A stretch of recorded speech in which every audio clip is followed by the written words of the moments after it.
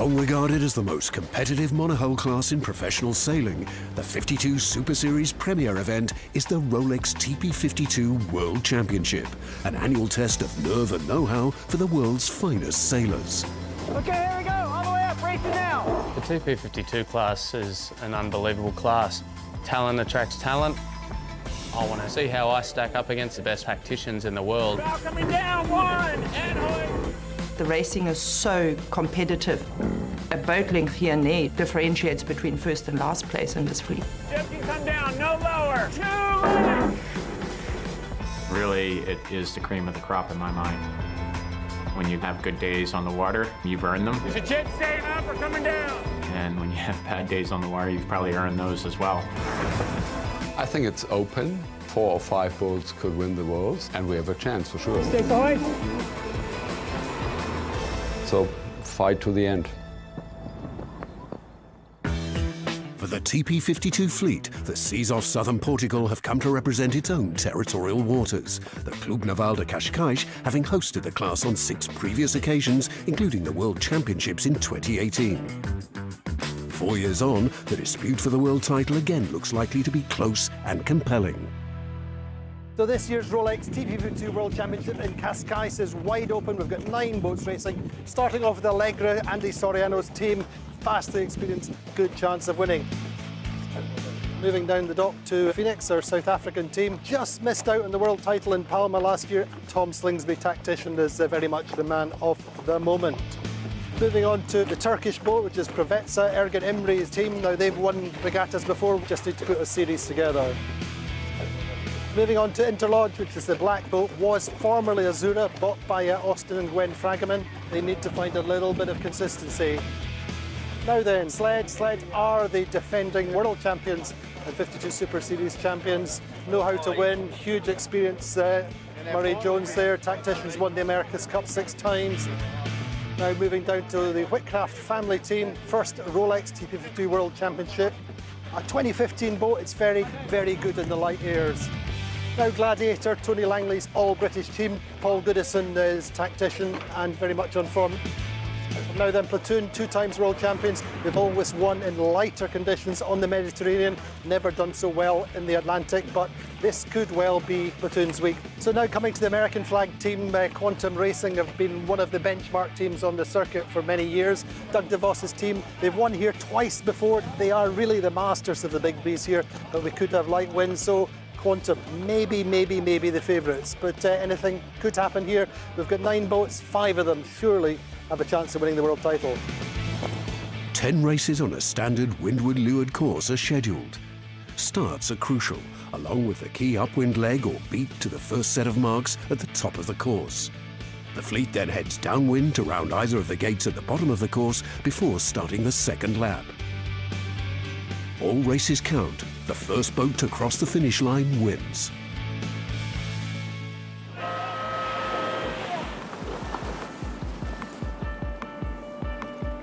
Race 1, just 8 to 10 knot westerlies so far in Cascais, but this year's World Championship is now underway. Allegre lead at the top mark. It's a good start for them. Vayu close behind.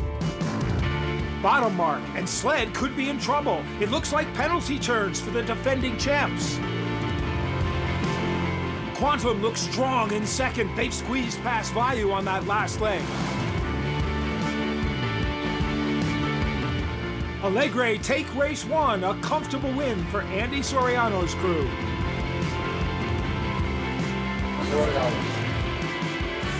Still short of breeze on the opening day here in Cascais.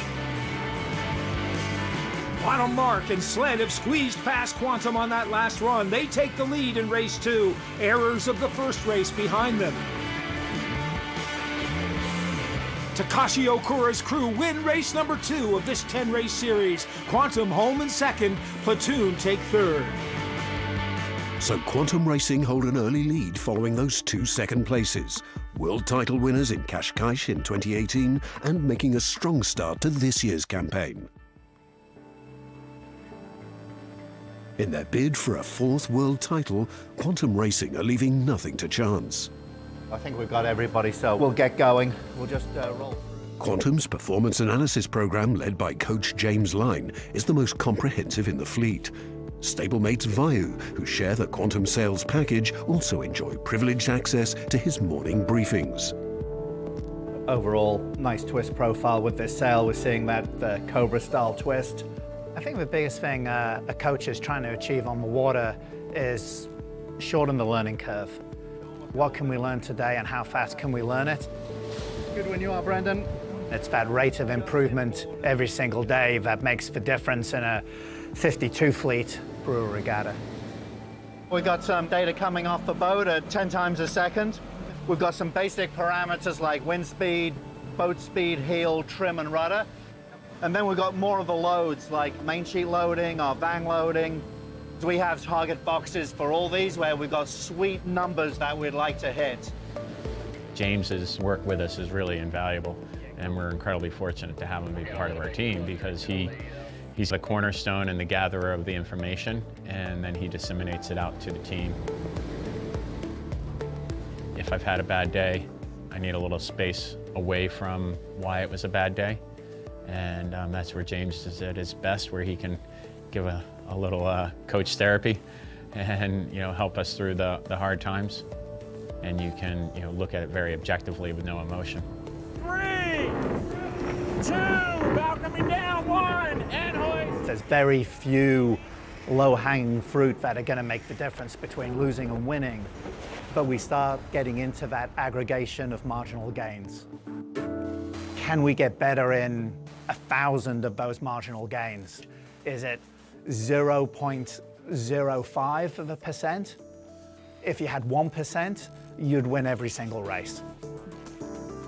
One of our main drivers for the week is stay flexible, stay open. If we do our normal process of how to try and win sailboat regattas, we should be okay. In what becomes an unexpected feature of the week, a lack of breeze delays the start of racing on day 2. But once underway, it's again Allegre who sees the initiative. Top mark, here's Allegre. Very tricky that last beat, but they've read the ships to perfection so far. Behind them, Quantum Racing. It's all about consistency for them as the first 3 boats head downwind. Allegre looks super smooth round the bottom mark. Ado Stead and Nick Asher calling the shots. Everything in sync so far. I remember reading an article that Paul Karajan compared sailing his Maxi to conducting the orchestra, and those words have resonated with me ever since. As in business, you build a good team around you, and within that team, you've got to trust. Top mark for the last time. Quantum holding on to second place. Please go tack line! Please go tack line! That's bowman Ben Bardwell on Bayou. He's got his hands full on the tie boat, currently in 3rd place. But race 3 has been all about Allegre. 2 wins now for Andy Soriano's crew, going well in lighter than expected conditions here in Cascais. And just time for an energy drink on Bayou before the racing gets back underway. Race 4, and it's tight at the pin end. Quantum and Bayou fighting for the best lane off the start line. 3rd in the last race, solid on day 1. Bayou have made a good start to this regatta. Platoon are first to the top mark. The German boat, world champions in 17 and 19. Wouldn't they like to make it 3? That will be something. It's a big honor to win a world title in this class. I mean, this is a peak of monohull sailing. For sure, our boat design is very good for lighter conditions. And if you're winning the 3rd time, it's definitely not a lucky punch anymore. So, former champions Platoon notched their first win of the regatta, but it's been another good day for Bayou. They take 2nd, with Quantum Racing in 3rd. 2 days of racing gone, and Quantum have yet to finish outside the top 3. Platoon are 2nd overall, 4 points back, but Vayu are only just behind in 3rd. So, tonight we have a Tom Yum curry. A Pro-Am team from Bangkok, run by Tom and Kevin Whitcraft and crewed by 5 members of their own families, Vayu are the story of the regatta so far, delivering results both on the racetrack and in the kitchen. Being a tight team, we want to try and keep it as wholesome as we can, and bring it back to, you know, the food that most of my family grew up on. And a lot of the guys coming out to numerous regattas over the years fall in love with the Thai food as well, so we try to keep it going as much as we physically can. We try to be professional and keep the personal and the family out of it when you're on board. It appears to work. No major issues so far. And we're also making this a bit of pitch to bring up young Thai sailors. So it's a combination, family, young Thai sailors, and some professionals on board. The level of the teams here is just astounding. So we hope to learn a lot and improve each race. Yeah. Santé. Perfect.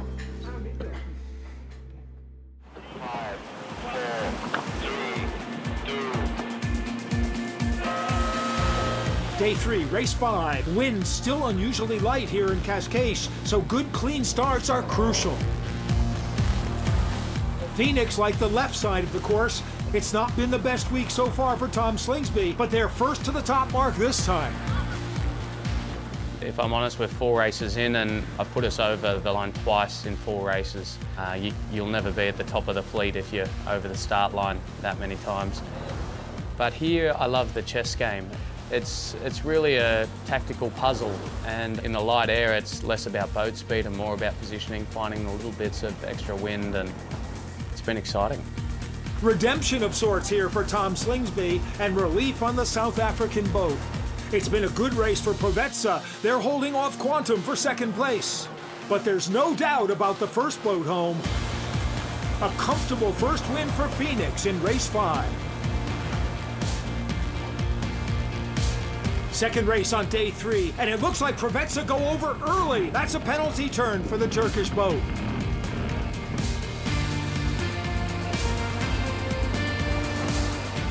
Top mark, and again it's Allegre who've got it right on the first beat. Another testing day for tacticians and helmsmen in these shifting conditions. I think what gets me out is that every day is a different day. How you can get a quarter of 0.1 of a knot, a couple of meters of improvement in upwind, downwind starts, mark roundings where the little areas of improvement can be made.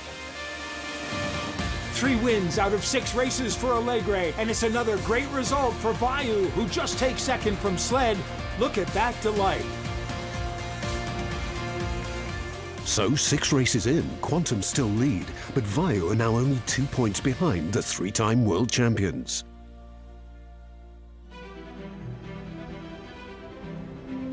Cabo da Roca, a short distance from Cascais, is the most westerly point in continental Europe. It's part of Portugal's awe-inspiring Atlantic coast, which stretches for over 800 kilometers, shaping lives and creating livelihoods for hundreds of years. The prominence of the former fishing village of Nazaré, 150 kilometers to the north, is a more recent phenomenon. Once a summer season tourist destination that closed during the winter, Nazaré is now the big wave capital of Europe, attracting surfers and spectators from all over the world. The local businesses, sometimes they play with us and say, Pedro, before I had 9 months of vacations, now I can't even take a week off. It wasn't until a concerted effort was made to invite the world's best big wave surfers that the break grew in stature, helped by its proximity to shore and dramatic headland location. The cliff is like a theater, and actually the surfers, when they are coming down the wave, they can actually hear the crowd cheering and clapping, which is amazing. Among the many big wave surfers to draw gasps from the crowd is Germany's Sebastian Steutner. At a height of 86 feet, the wave he caught in October 2020 has recently been ratified as the largest ever surfed, an official world record. What makes Nazaré unique is the presence of a vast canyon in the seabed, running almost to the beach, which oceanographers now understand as playing a critical role in the creation of the biggest waves. The north face of the Nazaré Canyon is a wall, a vertical wall, with a huge step. You came from 200 meters depth to 50 meters depth. So we have waves traveling along the channel of the canyon, and we have waves traveling over the continental shelf. And the waves that propagate along the canyon just refract and interact with the waves propagating over the shelf. It's the combination of these two waves. In a certain time, you get a huge wave. Because of the canyon, the place became the most consistent in the world in terms of having big swells. To be acknowledged as a big wave surfer, you have to come to Nazaré.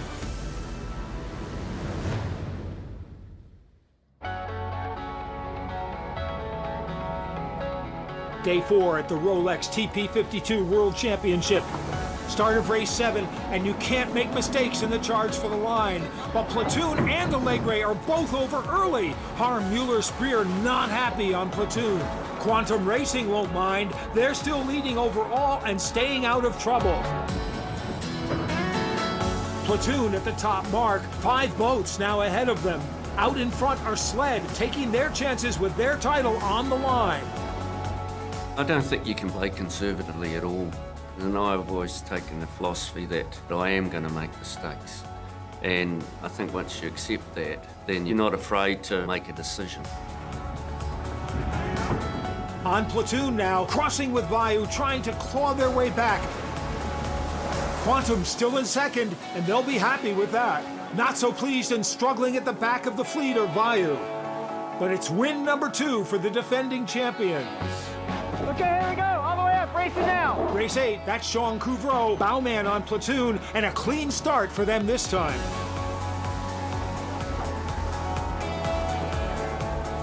Top mark, Provezza round first, but no room for Quantum further back, and that could cost the overall leaders.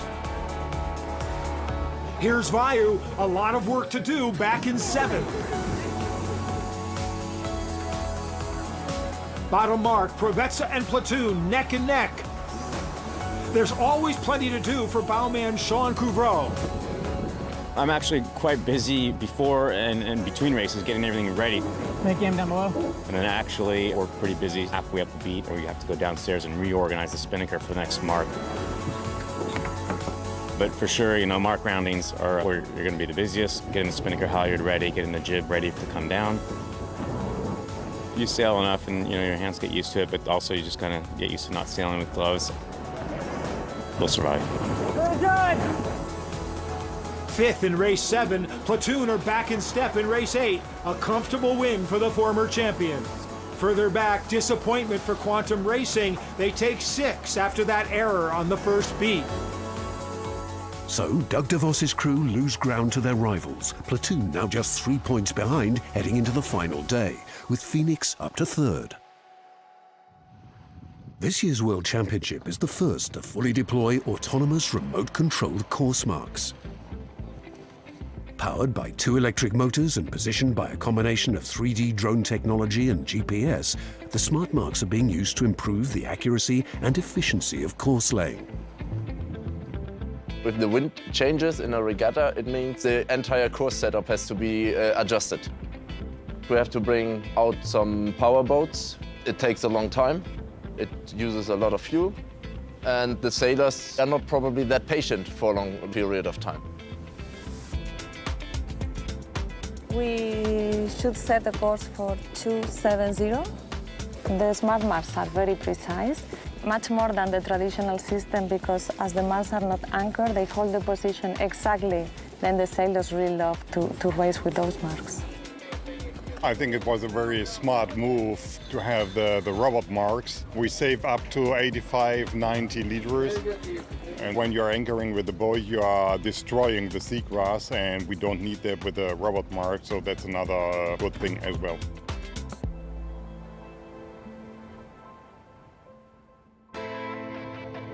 On day 5, the northerly breeze, so conspicuous by its absence, finally arrives. We've got the classic Nortada breeze coming down the coast, so yeah, it looks like we're going to get a good solid 18 to low 20s. Whatever happens, we're going to have a lot of fun because we're going to be sending it. Race 9, all eyes on Platoon and Quantum Racing, just 3 points between them at the top of the leaderboard.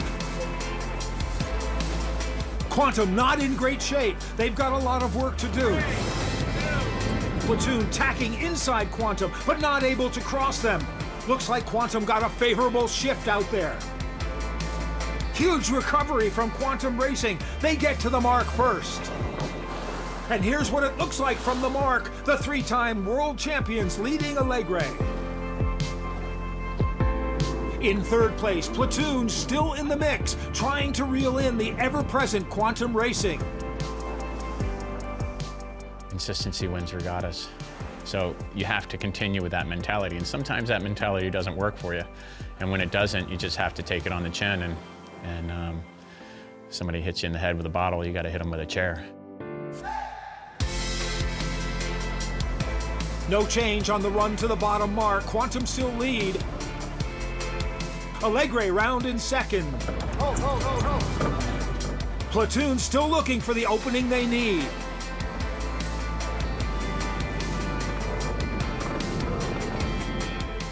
On board Quantum Racing, we're always battling the consistency demon. I don't have any misgivings about how we need to win this regatta. It's very clear in my mind. So you're always racing to get to the last day with that opportunity. It's their first win of the regatta, but a crucial one. Quantum Racing extend their lead to 6 points, headed into the 10th and final race.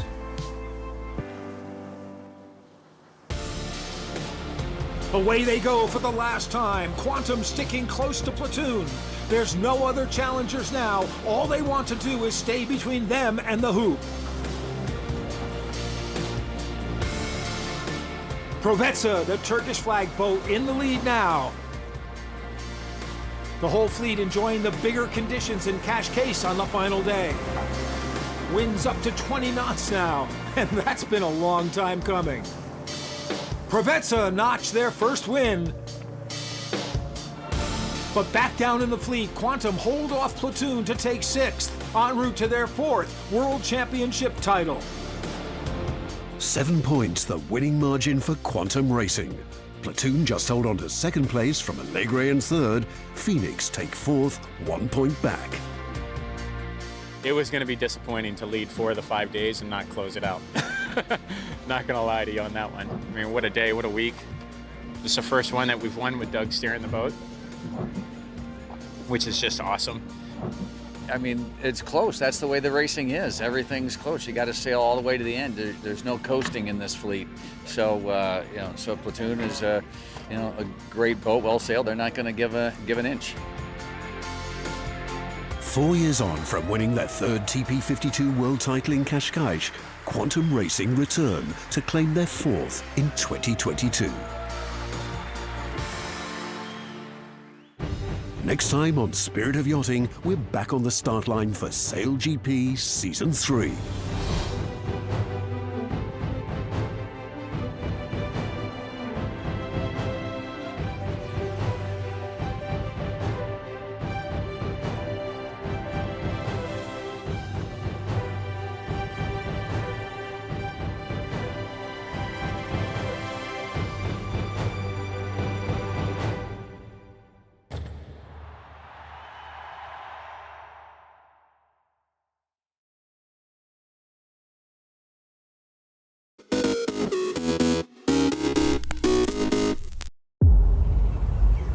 If you want to buy the top of a luxury brand, I think this is it.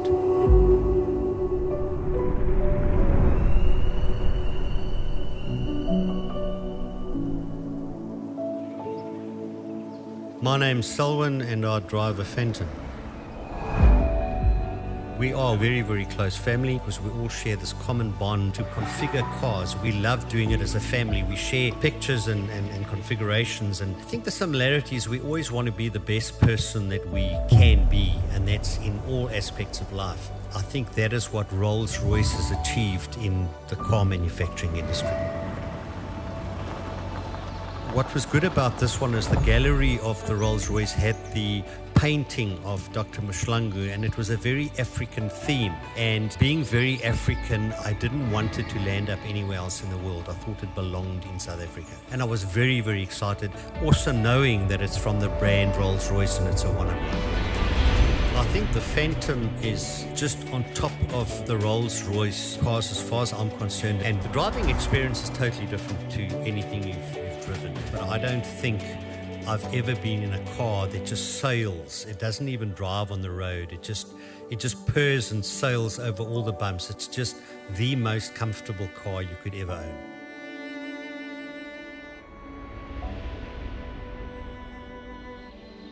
How it makes you feel is that you feel very special because you know that this is the top of any car. And that's always stood with me. If you want the best in anything, it's got to be a Rolls-Royce.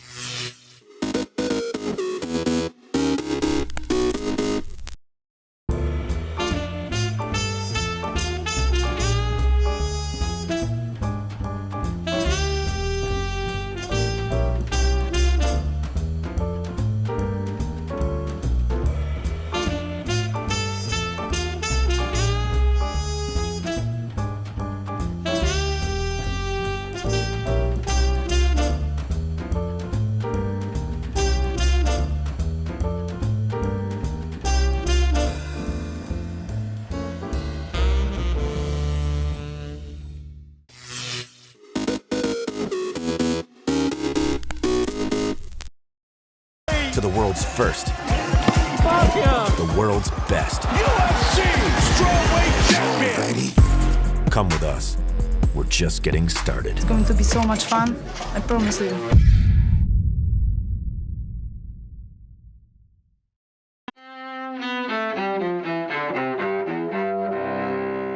Something wriggling out of the shadow like a gray snake. Now it's another one, and another one, and another one.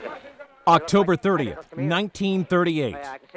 A fictional invasion by Martians on the radio spooks Americans on Halloween Eve.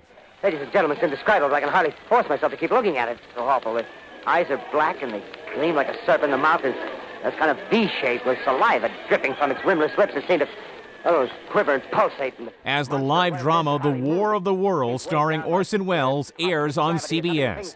The play's fake news reports panic some listeners who think the Martian invasion is real. 1998. In Nicaragua, a mudslide caused by Hurricane Mitch kills at least 2,000 people. 1974. It's the rumble in the jungle in Zaire, now known as the Democratic Republic of Congo. Muhammad Ali knocks out George Foreman in the 8th round of a 15-round bout, regaining his world heavyweight title. And 2000. I want to give you the bad news first. This program is going to go on forever. Boy, you think you're tired now. Steve Allen, comedian, TV host, author, and composer, dies in Encino, California. Allen, the first host of NBC's Tonight Show, was 78 years old. Today in history, October 30th. Ed Donahue, The Associated Press.